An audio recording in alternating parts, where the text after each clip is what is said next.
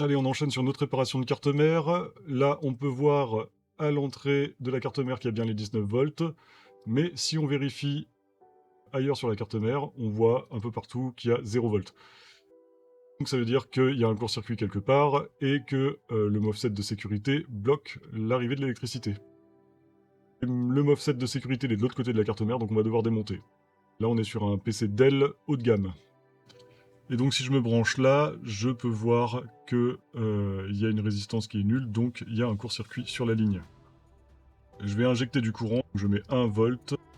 Là, c'est l'image de la caméra thermique. On voit que j'injecte sur le point de droite 1 volt, et on voit à gauche qu'il y a un deuxième point de chauffe, voilà, avec 33,9 degrés environ. Donc ici, c'est un point qui est probablement le court-circuit.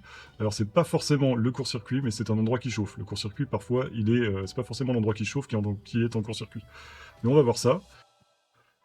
Là, du coup, j'ai mis de l'alcool isopropanol sur l'endroit qui chauffait à la caméra thermique, et j'injecte du courant, puis j'arrête d'injecter, puis je réinjecte du courant, puis j'arrête d'injecter, jusqu'à trouver l'endroit où ça chauffe. Et en fait, on voit là où ça chauffe que ça respire un peu. Donc si vous voyez, on voit pas trop, mais on voit que ça respire un petit peu, que le liquide qui est autour du composant qui chauffe bouge.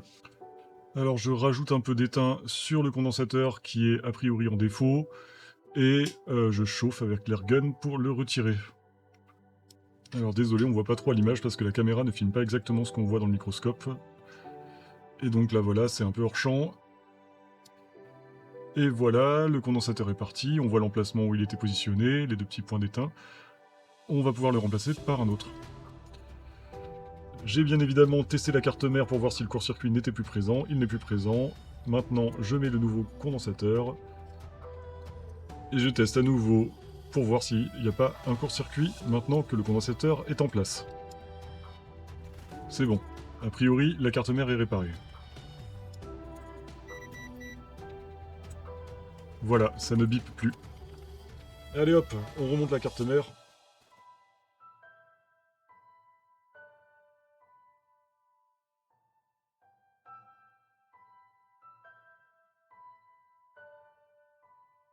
Je pose la carte mère sur le bloc d'alimentation pour la surélever parce que les ventilateurs sont plus gros que la carte mère, sinon on ne peut pas les visser.